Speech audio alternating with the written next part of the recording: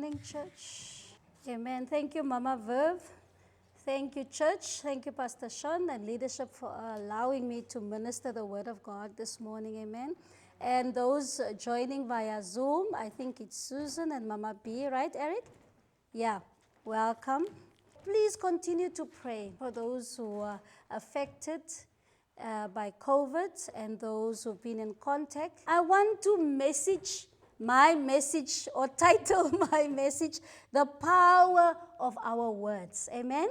The power of our words. And my main scripture comes out of Proverbs 18.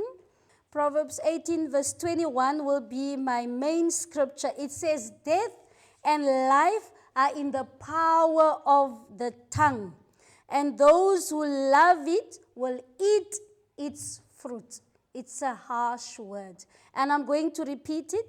Death and life are in the power of the tongue, and those who love it will eat its fruit.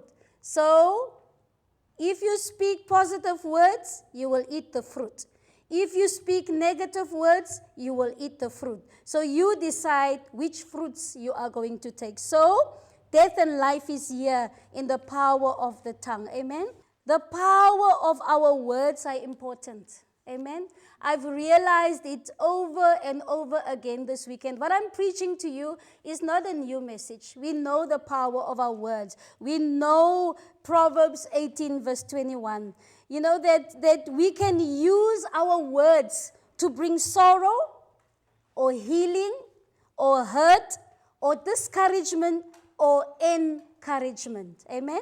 We can use our words to heal, to bring sorrow, to discourage someone, or to encourage someone, to break someone, or to heal someone. Amen?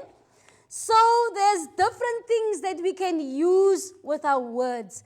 How many of you this morning can remember things that people said to you that either broke you or either healed you or lift you up? Can some of you remember a situation in your life? All of us. At some point in your life, you have been broken by words.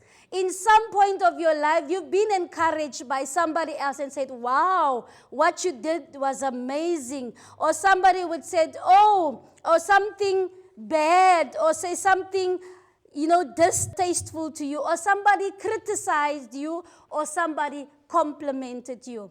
I want to tell a personal story of myself just to show you the power and the effect of words upon our lives. I remember that I was at missionary school and we went on an outreach. And when we came back, we have to do like a report on what we have done and the students. So I was a leader and there were students under me, and then they needed to say how the outing was. And this girl came and she said something so hurtful to me. I was like taken back. And from that day on, she told me, something like simple, I can't even remember because God has healed me from that. That she don't like me because I am too forward, I am too, I don't know, something like that. And I went, and that moment, I didn't respond, I was just taken aback. I went into my room and I talked to God and I said, Lord, then if people perceive me as forward, then I don't want to be forward anymore. I just want to be a quiet person, mind my own business, and do my own thing. But that was not God's will. So it took me a while because I tried to be now somebody else that I'm not. I wanted to be a different person because now this girl, and it's only one person's opinion, and that hurt me so much. And I spoke to God, but the Holy Spirit told me that I love you just the way you are. And and I picked myself up and I told myself, I'm not going to allow somebody to break me like that. So death and life are in the power of our tongue. How many times have we ourselves hurt somebody else? Sometimes you say, oh, this one and this one has hurt me. How many times have we spoken things over somebody else, or said things to somebody that is hurtful, or spoken things maybe that is an encouragement to somebody? How many people have you hurt? Raise your hand. I raise my hand. How many people have you hurt with your words? Amen? So all of us somehow are affected by words. It's either you said words to somebody that hurt them, or you said words that encourage people and lift them up and heal them. Or somebody has hurt you, or somebody has said words that has made an impact in your life. There are people along our lives that have said things to us that has made an impact and that has encouraged us. Amen? Are you still with me, church? Amen. Don't fall asleep. Amen? We enjoy the fruit of our words. That's what the Bible says. You will eat the fruit of what you say. If you are somebody that just keeps on hurting people, you will enjoy the fruits thereof. If you are someone that encourages people and builds people up, you will enjoy the fruit thereof. From the fruit of a man's mouth, a man's stomach is filled. With a harvest from his lips, he is satisfied. So that tells me that we get a harvest from our lips. Amen. Did you know that? You get a harvest from your lips. Meaning, what you sow, you reap. If you have sowed good things and good thoughts and good sayings, that is what you will reap. If you have sowed bad things and, ugly things, that is what you will reap. Amen? So verse 20 says, a fruitful harvest, a good harvest, if we say good things. Amen? Many of us, we live defeated lives because of words. Because of things that people have said to you, you live a defeated life. We are snared by what comes out of our mouths. We are snared and entangled by what comes out of our mouths. And I include myself this morning. Let's be careful what comes out of this mouth. Life and death is in the power of the tongue. Do you talk negatively about yourself? Do you talk negatively about other people? About your health? Saying, oh, I feel so sick. My blood pressure or my sugar levels is so high. I feel so. How many times have we said that? Just be honest this morning. Do you speak negatively about your job? I'm so tired of this job and this job and this job. You speak negative things. And the more, yes, I'm tired. If you speak negative things, what will you reap? You invite those negative things into your life. My finances, I don't have money. I never have money. And what's going to happen? Will you have money? No, you will not have money. I am so fat. I am so skinny. I am so tall. I am so short. And whatever, I'm so ugly, my hair, I wish I had other hair. I'm just making an example of things that we speak over our lives.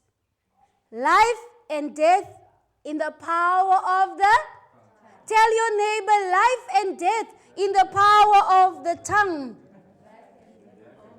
Yes, and the more you speak things, the more you believe. The more you speak something, you believe. If I speak negative things over my family, over my husband, over my children, over my brother, over my sister, over my mother, over myself, over whoever, you will see those negative things. Amen? The more you speak, the more you believe. It comes into your thought life and then it settles into your heart. If you start to speak positive things, said, yes, I have gained some weight during the lockdown, but I'm doing something about it, and then you are positive. I know I am not so good in my job, but I know I'm working on it. It's something positive. Speak positive things, you will reap positive things. Amen? You drag yourself down more and more and more, and then at the end of the day, you are defeated and the devil laughs at you. Amen? Let us start to speak positive things over ourselves. Amen. Romans 10 verse 8. Let's go to Romans 10 verse 8. But what does it say? The word is near you. It is in your mouth and in your heart. That is the word of faith which we preach. So where is the word? Near you. And the word is in your? And the word is in your? So are you going to speak poison into your mouth and into your heart? Who of us wants to speak? Let's see negative words as poison. And daily we put poison into our mouths. We put poison into our hearts. We put poison into our minds. Amen? Tell your neighbor, stop speaking poison. Amen? Stop speaking death. Speak life. Amen? We have been given authority to speak God's words in His name. God has given us authority. Do you know that? God did not say go and kill and steal and to destroy. That's the work of our enemy. Amen? But God has given His word for us to speak. It's a privilege to speak His word in His name. He said, go ye therefore. So He has given us permission to speak this word. And this word is for rebuke. This word is for healing. This word is life. Amen? It's not, this word does not speak death. It speaks life. Amen? Are you still with me, church? So in Genesis 1 verse 3, God spoke a word. He said, let there be light. And there was light. That God said, let there be darkness. So the first thing He spoke was light. Do you realize that? The first thing He said, let there be light, not darkness. And there was light. Amen? And Genesis 1 verse 11 and 12 said, let the land produce vegetation, and it was so. There is power in our tongues, in our words, in our mouth. Tongue, there's power here. What you speak, if it's negative things, it will come to pass. If it's positive things, it will come to pass. So be careful what we speak and what we say. Amen? And God said in Genesis 1:24, let the land produce living creatures. And what happened? Was there living creatures? So what does it tell us? When you speak, things happen. You might not see, like God said, let there be light, and you see the light. Amen? But when you might not see a physical thing, like God spoke things into existence, but when we speak, that words are transported somewhere. It reached a destination. So let's speak life-giving words. Amen? Hallelujah. Say, Lord, forgive us where we have spoken death. Help us to speak life. Amen.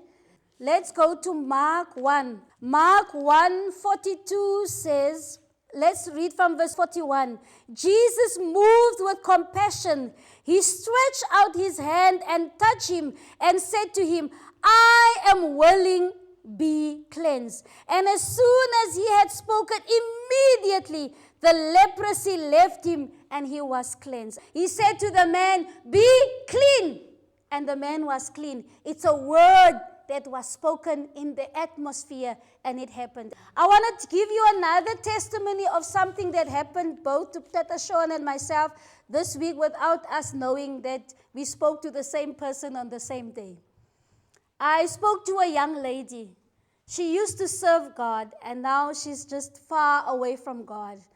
And I spoke to her, and you know, I could have said a lot of things to her and said, you don't want to listen, you don't want to, I would have said a lot of things. I told her, I asked her, the first thing I asked her, do you know your father? She said, no, my father died when I was very little. And you know, I told her, I said, God wants to be your father. You don't have to be, you don't need a man in your life to affirm who you are. You just need God. You already affirmed who you are. You don't need somebody, a man, to affirm you. And she started to cry. And I spoke to her, and I just spoke good things over her. I just said to her what she is and who she is in God, and that she needs to see how precious she is in the sight of God. And she just started to cry, and I asked her, can I pray with you? She said, yes, please. And I prayed with her. And she said, thank you for caring. I could have gone, because this girl have disappointed me so many times, and said, yo, I'm so tired of you. Just how many times have we done that? No, not knowingly that somebody has a deep hurt inside of them, and that we need to speak good things. We need to speak life. We need to encourage. Amen, Church of God? God said to the evil spirit, Jesus said in Mark 1:25, be quiet, come out of him. And then also Mark 7:33 said to the deaf man, be opened. And the man's ears were opened and his tongue loosed. Did Jesus speak negative words? No. He just said, be healed. Deaf ears be opened. Amen. To the storm, what did he say? Be quiet, be still. And the wind died and it was completely calm. Spoken words into the atmosphere. And the Bible says in Mark 11 verse 22 to 24. In the morning as they passed by, they saw the fig tree dried up from the roots. And Peter, remembering, said to him, Rabbi, look, the fig tree which you cursed has withered away. So Jesus answered and said to them, have faith in God. For assuredly I say to you, whoever say to this mountain, be removed and be cast into the sea, and does not doubt in his heart, but believes that those things he says will be done, he will have whatever he says.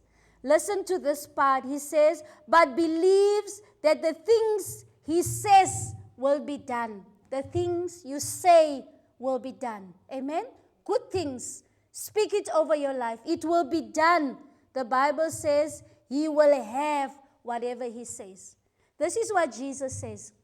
If you believe the things that you say, you will have it. Whatever you say, you will have it. And this morning, we affirm ourselves and say, I am who God says I am. I am beautiful. My sister, you are beautiful. We speak those things into existence. Amen? Hallelujah. So we don't just say things, but it must be backed up by our faith. Amen? Not just saying something blindly, I'm going to be the president of South Africa and do nothing about it. Amen? You won't say, I'll be the president of South Africa and you love whatever you love and not do it. It's not going to happen. So what we say must be backed by faith. Amen? Like the children are writing exams, I'm going to get a bachelor's pass or I'm going to get a distinction. And then you just say, that's what but you don't study. Amen? You need to learn, you need to study to get that distinction. So words have power. The Bible says, in the beginning was the Word, and the Word was with God, and the Word was God. So God is all about word. I'm going to quote, it says, words consist of vibration and sound. It is these vibrations that create the very reality that surrounds us. So words are the creator of our lives, of our reality. You create things with your word. Words create. God spoke, he creates things into existence. So when we speak, what do? We create things. Amen? We create our lives. We create our reality. So without words, a thought can never be a reality. Where does it start? In the thought life. The thought here, and then from there, here, in the heart. So, without a thought, words cannot become a reality. It needs to come out of here. Amen? So, our thoughts also impact what manifests in our lives. And sometimes with all these negative things, And what will you receive? Negative things. If we have negative thoughts. Amen? So the negative thoughts impact in our lives. What you speak, you will have. Amen? You are not the ones, not you, ne? It's only us. Amen?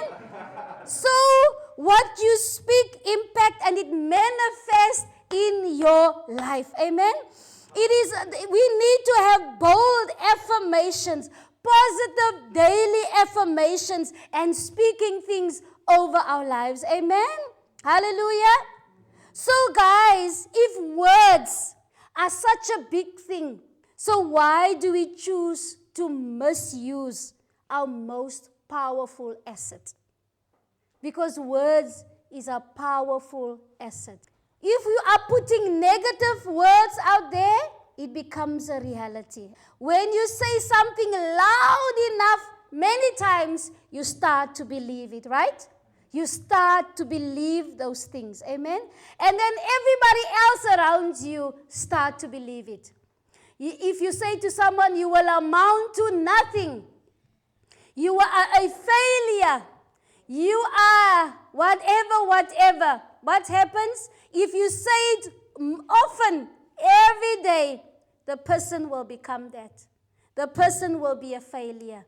Or you say, I am a failure, you will be a failure. Amen? And then other people around you will believe that too. And if you tell yourself sometimes, say, I'm unlucky in love. I am unsuccessful. I will never get married. And you say that all the time, you will never get married. Because you speak it over yourself. If you complain, you will remain.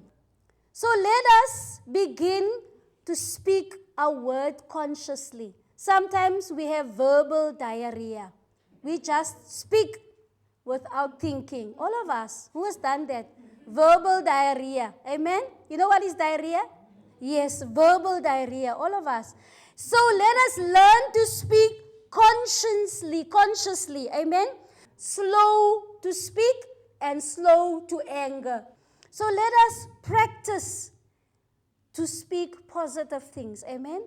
Negative, powerless words, I can't, I shouldn't, I can't, I'm not able to, should not be in our vocabulary. Amen? It strips you of the ability to manifest what God has given to you. Each one of us, as we are sitting here and you via Zoom, God has imparted something in you. Let that thing come out. Each one of us, as we are here, are special, we are beautiful, you are powerful, you are successful, you are brilliant, and you are what God says you are. Amen?